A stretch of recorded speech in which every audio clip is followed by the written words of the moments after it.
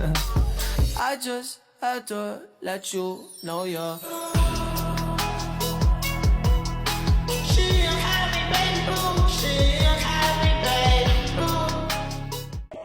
Halo, Assalamualaikum warahmatullahi wabarakatuh. Salam Om Swastiastu, Namo Buddhaya, salam kebajikan. Di sini kami dari kelompok 4 yang terdiri dari saya sendiri, Salwa Syafitri, Sally Wiharja, Feby, Olivia Putri, dan juga Jesslyn Tiofani ingin mempresentasikan hasil kerja kami dengan berjudul penjualan, angsuran, dan sistem konsinyasi dengan mata kuliah Akuntansi Keuangan Lanjutan 2 dengan dosen pengampu Bapak Franky Situmorang, SE, MSI, CPIA. Kita masuk ke pekan termateri. Jadi, dalam kehidupan sehari-hari, sistem angsuran dan konsinyasi sering digunakan dalam dunia bisnis, seperti contoh kredit motor dan mobil, cicilan handphone, produk UMKM di minimarket. Dalam akuntansi, transaksi tersebut memerlukan pencatatan khusus agar laporan keuangan tetap akurat. Jadi, di dalam dunia bisnis, tidak semua pembeli mampu membayar secara tunai. Karena itu, muncul sistem angsuran. Selain itu, ada juga sistem konsinyasi atau titip jual yang membantu UMKM menjual produknya tanpa harus punya toko sendiri. Seperti contoh, orang membeli laptop dengan cicilan 12 bulan dan juga para UMKM menitipkan sampah kemasan kepada supermarket. Selanjutnya, kita masuk ke pengertian umum. Penjualan angsuran dan konsinyasi merupakan sistem penjualan perusahaan dan membantu distribusi barang. Jadi, kedua sistem ini memiliki perlakuan akuntansi yang berbeda dalam pencatatan transaksi dan pengakuan laba. Jadi, penjualan angsuran dan konsinyasi itu sama-sama bertujuan membantu penjualan barang. Namun, cara kerjanya berbeda. Pada angsuran, barang langsung dimiliki pembeli walaupun belum lunas. Sedangkan pada konsinyasi, barang masih milik pemilik awal sampai benar-benar terjual. Seperti contoh, angsuran itu membeli motor secara kredit.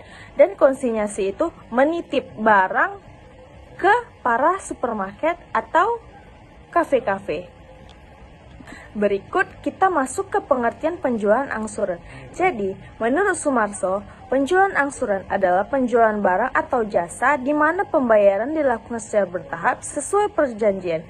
Dalam sistem ini, perusahaan akan mencatat piutang angsuran karena pembayaran belum diterima sepenuhnya. Nah, jadi penjualan angsuran adalah penjualan barang dengan pembayaran bertahap sesuai dengan kesepakatan. Jadi pembeli boleh membawa barang terlebih dahulu lalu membayar secara cicilan. Jadi contoh, kita membeli TV secara kredit dengan seharga 6 juta, dicicil selama 6 bulan. Untuk slide selanjutnya, kita masuk ke ciri-ciri penjualan angsuran. Yang pertama, ada jangka waktu pembayaran. Yang kedua, ada resiko kredit macet. Ketiga, pembayaran dilakukan secara cicilan. Yang keempat, barang diserahkan sebelum lunas. Yang kelima, ada timbul piutang angsuran. Tujuan dan fungsi penjualan angsuran. Tujuan dari penjualan angsuran itu adalah membantu konsumen agar lebih mudah membeli barang meskipun tidak memiliki uang tunai yang cukup. Misalnya nih, saya mau beli handphone, terus uang saya tidak cukup untuk membayar sepenuhnya dalam membeli handphone ini. Nah, saya itu bisa mengajukan cicilan. Jadi saya tetap bisa mendapat barang juga membayarnya secara bertahap gitu. Terus yang kedua itu, sistem ini juga membantu perusahaan untuk meningkatkan penjualan. Itu udah pasti ya, karena kayak misalnya kita membeli barang walaupun dicicil kan perusahaan di sana juga bertambah gitu penjualan mereka.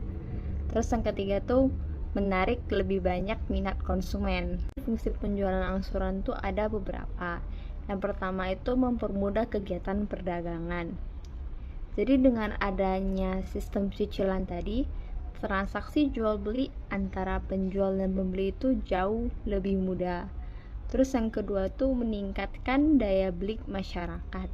Jadi misalnya masyarakat sebelumnya yang kurang mampu atau kurang cukup mempunyai uang tunai untuk membeli barang tersebut, akhirnya bisa membeli melalui sistem cicilan tadi. Terus yang ketiga atau yang terakhir itu meningkatkan keuntungan perusahaan. Nah, Dengan adanya sistem cicilan, perusahaan dapat menarik lebih banyak konsumen dong pastinya, sehingga penjualan perusahaan itu bisa meningkat gitu. Selain itu, perusahaan juga bisa memperoleh keuntungan dari tambahan bunga cicilan yang diberikan kepada pembeli gitu. Terus selanjutnya, metode pengakuan laba. Nah, dalam penjualan angsuran terdapat beberapa metode pengakuan laba. Yang pertama itu metode laba kotor. Pada metode ini, laba akan diakui sesuai dengan pembayaran yang diterima oleh perusahaan. Terus kemudian ada metode angsuran, yaitu laba yang diakui secara bertahap gitu, selama cicilan dibayar oleh pembeli gitu. Jadi tujuan metode ini adalah agar pencatatan laba perusahaan itu menjadi lebih akurat dan sesuai dengan penerimaan kas, jadi tidak kabur-kabur gitu atau penghitungannya tidak tepat gitu. Selanjutnya, jurnal penjualan angsuran. Nah, berikut ini adalah contoh sederhana jurnal penjualan angsuran. Nah, apabila saat terjadi penjualan, perusahaan akan mencatat piutang angsuran di sisi debit. Kenapa? Karena kan perusahaan belum menerima pembayaran dari si pembeli gitu.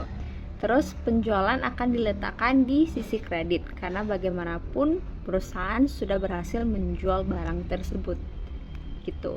Misalnya seperti contoh di PPT, piutang angsuran di debit sebanyak 12 juta dan di sisi kreditnya itu penjualan sebesar 12 juta.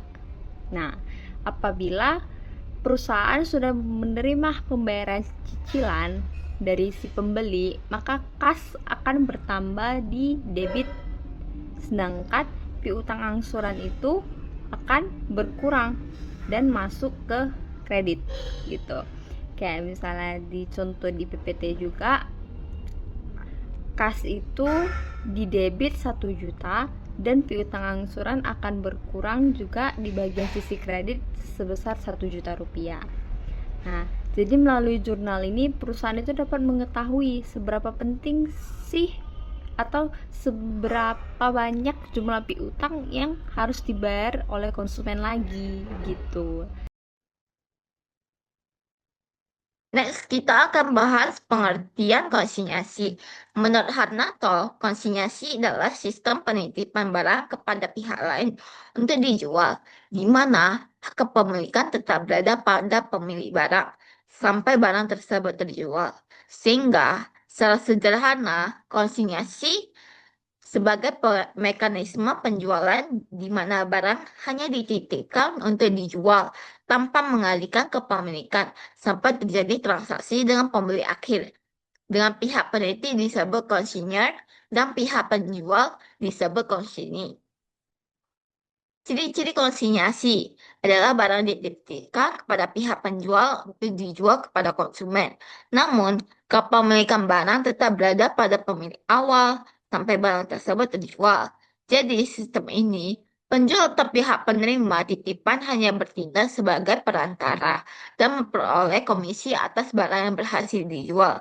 Selain itu, barang yang tidak laku dalam jangka waktu tertentu dapat dikembalikan kepada pemiliknya sesuai kesepakatan yang telah ditetapkan.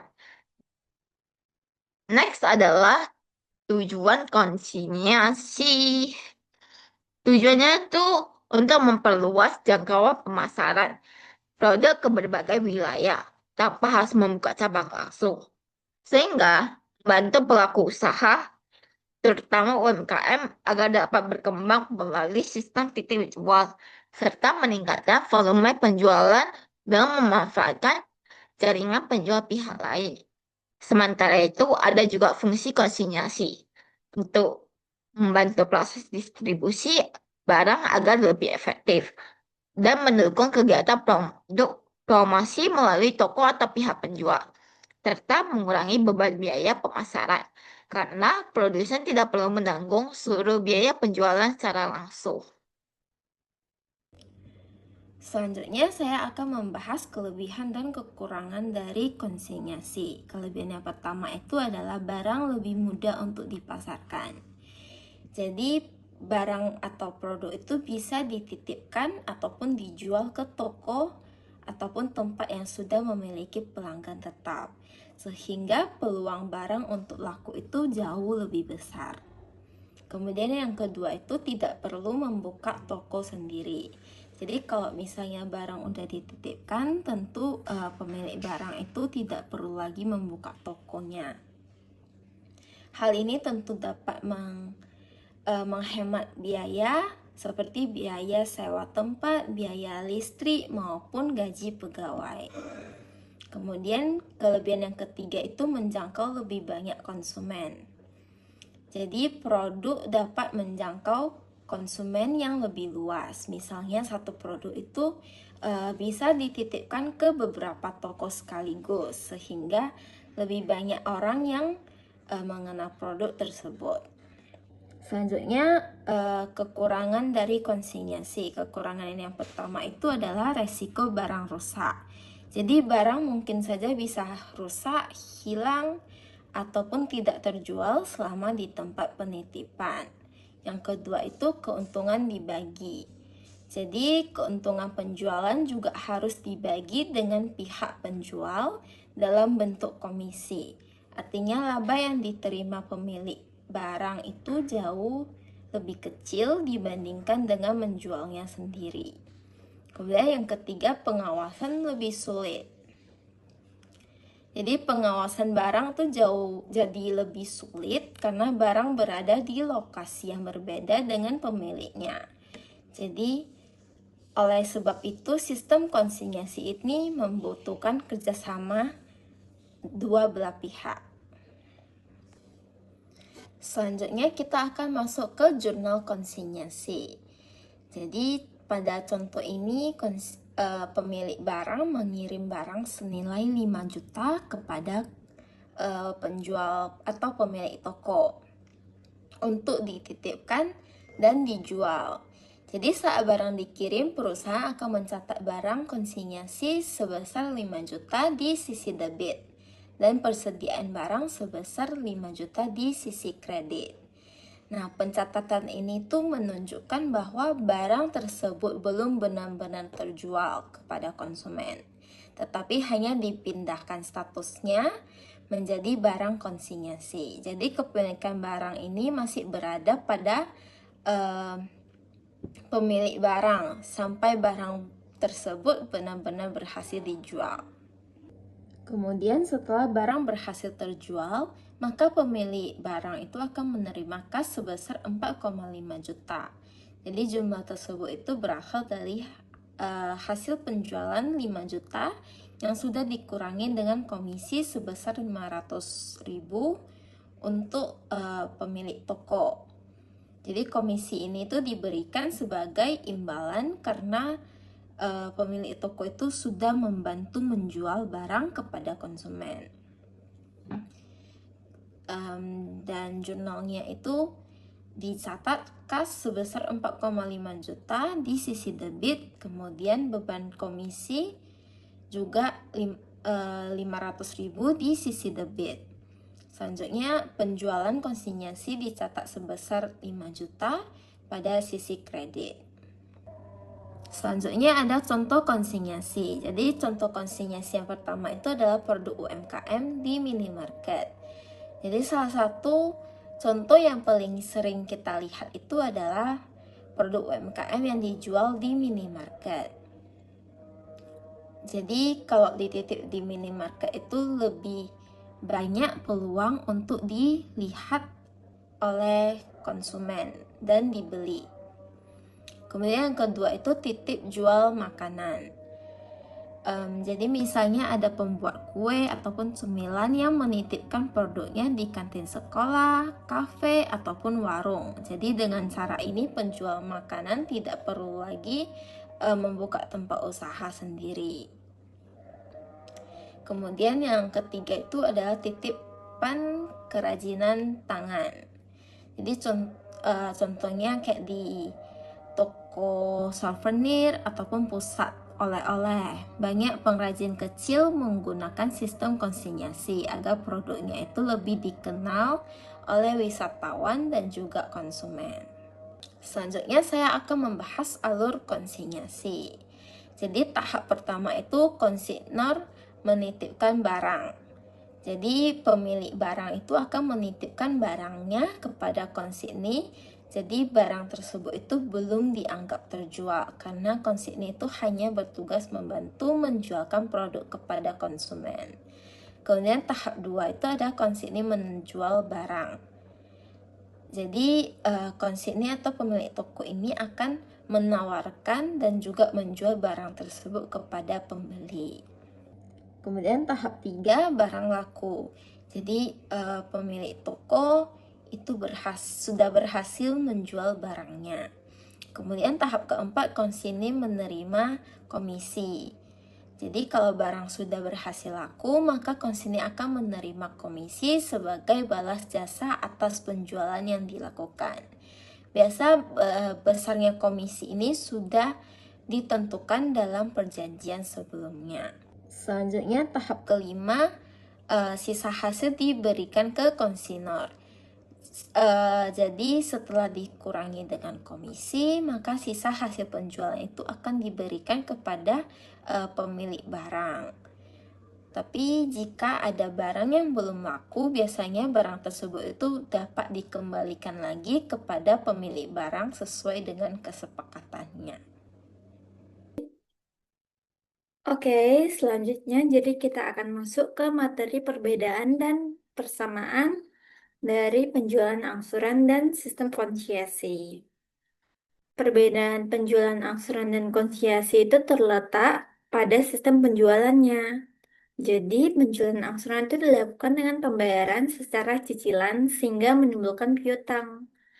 Jadi, penjualannya tuh pembayarannya tuh secara dicicil sehingga menimbulkan piutang. Sedangkan kalau konsinyasi itu sistemnya itu kayak titip jual dan pembayarannya itu diberikan setelah barang berhasil terjual disertai komisi penjualan. Kayak misalnya kita titip barang, kita jual ke minimarket, terus dari minimarketnya nanti mereka bakal dapat komisi. Berapa persen gitu. Kalau barangnya udah terhasil terjual, tapi kita tetap dapat hasil dari penjualan tersebut. Nah, persamaan dari penjualan angsuran dan konsinyasi ini sama-sama digunakan dalam kegiatan bisnis. Jadi, setiap bisnis atau penjualan produk pasti ada yang menggunakan sistem ini untuk membantu meningkatkan penjualan dan memperluas jangkauan pasarnya, serta memerlukan sama-sama dua sistem ini tuh sama-sama memerlukan pencatatan akuntansi agar transaksinya itu dapat dicatat dengan jelas dan teratur sehingga punya data yang akurat untuk menyusun laporan keuangan. Begitu. Oke, next kita akan masuk di studi kasus konsinyasi. Jadi, contohnya nih UMKM. Dia kan menitipkan 50 produk. 50 produk makanannya ke minimarket. Dengan harga jualnya itu 10.000 per produk dan komisi minimarket itu mereka akan mendapatkan 10%. Jadi, hasil yang diterima oleh UMKM yang menitipkan itu berapa sih sebenarnya? Perhitungannya kayak gini. Jadi dari total penjualannya 50 produk itu kita kalikan 10.000 per produk. Artinya 50 dikali 10.000 itu kan dapat 500.000. Terus dari komisi minimarketnya mereka kan bakal dapat 10% kan? Jadi dari hasil penjualan totalnya itu kan dapat 500.000, kita kalikan dengan 10% komisi untuk minimarketnya. Jadi komisi minimarket tuh mereka dapat 50.000 atas penjualan 50 produk tersebut yang mereka berhasil jual. Jadi yang hasil yang diterima UMKM bersih berapa sih? Dari total penjualan tersebut kita kurangkan di komisi minimarketnya, 500.000, baru kita kurangkan 50.000, jadi hasil bersih yang diterima UMKM itu 450.000. 450 sama mereka, 50 ribunya komisi untuk minimarketnya. Jadi mereka eh, dapatnya 450.000 terakhirnya. Begitu. Baik, jadi kita akan masuk di studi kasus konsiasi yang kedua. Jadi di sini kita akan membawa usaha fashion lokal yang bernama Trenwear namanya. Dia tuh fokusnya di pakaian wanita. Jadi untuk memperluas pemasarannya, tanpa membuka cabang barunya, dia tuh bekerja sama dengan sebuah department store menggunakan sistem konsiasi. Department store ini contohnya kayak Matahari gitu lah ya, atau Sogo. Jadi dalam kerjasama tersebut, Trenwear itu bertindak sebagai pemilik barangnya, yaitu konsinyurnya. Dan department store-nya ini bertindak sebagai penjualnya di toko gitu. Jadi Trenwear itu mengirimkan 200 potong pakaian, ya kan? Harga pokok per unitnya itu 100.000. Dan Trenwear berikan harga ke department store-nya. Jadi, sedangkan department store-nya ini menjualnya itu 175.000. Dari harga yang diberi Trenwear itu patokan jualnya itu 175, tapi harga pokoknya itu 100. Jadi, komisi department store-nya itu mereka dapat 20% dari penjualan. Jadi, selama 1 bulan tersebut, department store ini menjual lah 150 potong pakaian ya kan? Jadi, perhitungan penjualannya itu berapa?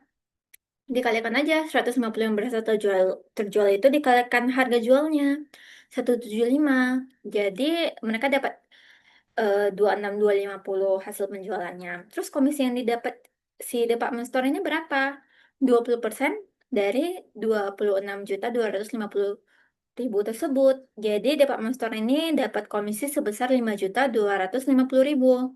Jadi hasil yang diterima Trenwear ini berapa sih? Jadi kurangkan aja hasil penjualannya, dikurangkan komisi yang dikasih ke department store. Jadinya totalnya itu January ini dapat hasil penjualannya sebesar 21 juta, jadi tetap untung kan. Mereka cuma tinggal ngasih komisi, tapi department store-nya ini udah jualin dan mereka berhasil menjual baju tersebut. Begitu. Jadi analisis dan resiko bagi si konsinyur, si pemilik barangnya ini, si Trianwir ini, dia untungnya di mana sih? Produknya itu pertama, itu dipasarkan di lokasi yang lebih strategis, di department store. Dia masuk sampai ke mall, berarti kan kalau department store. Yang kedua, mereka nggak perlu biaya sewa toko. Mereka cuma kasih komisi ke department store ini, department store yang bayar sewa tokonya. Mereka kan cuma titip barang, begitu. Dan brand awareness. Jadi orang-orang tuh pada tahu gitu. Oh, ada brand nih namanya Trenwear di department store tersebut, begitu gitu. Dan dapat menjangkau lebih banyak konsumen pastinya. Karena pengunjung di department store tentunya pasti lebih ramai dong kalau di tempat publik kayak mall atau department department store gitu. Contohnya misalnya kita lihat aja di Ramayana, Matahari, Sogo itu kan banyak brand di situ dan jangkauannya kan luas di situ. Jadi orang-orang tuh bisa lihat sehingga menotis oh ada brand ini untuk yang poin ketiga. Dan konsumennya itu kan jadinya beragam karena pengunjung di tempatnya itu kan pasti beragam begitu. Nah, tentunya juga ada resiko dong. Resiko yang dihadapi ini apa? Barangnya mungkin tidak terjual seluruhnya karena namanya kita berbisnis pasti tetap ada yang tidak terjual gitu atau misalnya department store-nya itu sepi begitu. Terus resiko kerusakan atau kehilangan barang. Kalau kita mendisplay barang atau menyimpan barang di stok gudang di department store pasti tetap ada resiko rusaknya. Barang display dipegang-pegang pasti ada resiko rusaknya, masuk di gudang juga pasti ada resiko hilangnya atau salah hitung stoknya. Terus harus membayar komisi penjualan. Kalau ini kan normal karena pasti kan kalau kamu nitip kan pasti tetap harus bayar dong komisinya. Oke. Jadi keuntungan bagi si department store-nya dan resikonya ini apa? Jadi tentunya mereka punya keuntungan. Mereka tuh nggak perlu membeli persediaan barang gitu karena kan dititipkan kan. Jadi mereka nggak perlu modal lah Mereka cuma perlu menyediakan tempat aja, sewa tokonya aja. Mereka nggak perlu produksi barangnya, mereka nggak perlu modal untuk produksi produksi barangnya. Tinggal terima bersih barang yang udah jadi, terus mereka jual begitu. Mereka hanya menyediakan tempatnya. Jadi otomatis resiko kerugian tuh mereka tuh pasti lebih-lebih kecil karena mereka nggak berpegang pada modal begitu. Mereka cuma menyediakan tempat. Keuntungan mereka, mereka mendapatkan komisi. Kayak tadi mereka dapat komisi 20% dalam menjual 150 potong. Itu kan lumayan. Begitu. Dan variasi produk menjadi lebih banyak. Kalau kamu melihatkan barang di department store, di department store itu kan pasti banyak brand. Dari satu brand aja mereka eh, dapat beberapa barang, pasti mereka punya banyak brand-brand lain gitu. Jadi pastinya eh, variasi produk mereka lebih banyak. Di department store kan biasa ada baju, sepatu dari brand-brand yang berbeda dan pastinya komisi dari brand-brand tersebut kan lebih banyak. Resiko yang dihadapi apa sih? Mereka itu harus menyediakan tempat penyimpanan dan display. Jadi mereka harus cari lokasi toko yang strategis dan harus menyediakan tempat penyimpanan, gudang gitu. Dan eh, yang kedua itu mereka bertanggung jawab menjaga barang selama masa penitipan. Bila ada barang display atau barang stok di gudang yang rusak, tentunya mereka yang rugi sendiri dong. Kalau barangnya hilang atau rusak, mereka udah nggak dapat komisi, mereka juga harus mengganti barang tersebut. Jadi di sana sih masalah untuk konsinyi ini. Begitu. Terus kita akan masuk di kesimpulan. Oke, jadi berdasarkan pembahasan yang udah kita bahas dari awal tentang penjualan angsuran dan sistem konsiasi, dapat disimpulkan itu bahwa penjualan angsuran itu merupakan sistem penjualan dengan pembayaran secara bertahap sehingga menurunkan piutang bagi usahanya penjual gitu. Jadi sistemnya itu kurang lebih kayak kita beli barang tapi nyicil gitu, kita utang sama penjualnya. Penjualnya piutang gitu. Sedangkan konsesiasi itu merupakan sistem penitipan barang kepada pihak lain untuk dijual tanpa memindahkan hak kepemilikan barang. Jadi ini nitip barang misalnya ke minimarket kayak tadi. Tapi kan hak kepemilikan barangnya tuh nggak terpindah, tetap barangnya punya si UMKM. Minimarket cuma menjual dan akan mendapat komisi bila berhasil terjual. Tapi kedua sistem tersebut itu sama-sama memiliki peranan penting dalam kegiatan bisnis. Karena dua-duanya itu biasanya selalu digunakan pada usaha dan tentu saja itu dapat membantu meningkatkan penjualan usaha mereka dan memperluas pemasaran target pasar mereka. Sehingga kedua sistem ini tetap saja memerlukan pencatatan akuntansi agar transaksinya tuh jelas, datanya akurat, sehingga dapat disusun menjadi laporan keuangan dan dapat disajikan secara akurat, jelas, dan teratur, dan andal, relevan, dan dapat ditanggungjawabkan agar kedepannya bila ingin melakukan keputusan bisnis, eh, jadi bisa dengan tepat begitu. Sekian penjelasan kelompok dari kita atas penjualan angsuran dan sistem konsiasi. Terima kasih, mohon maaf bila ada kesalahan. I just had to let you know you're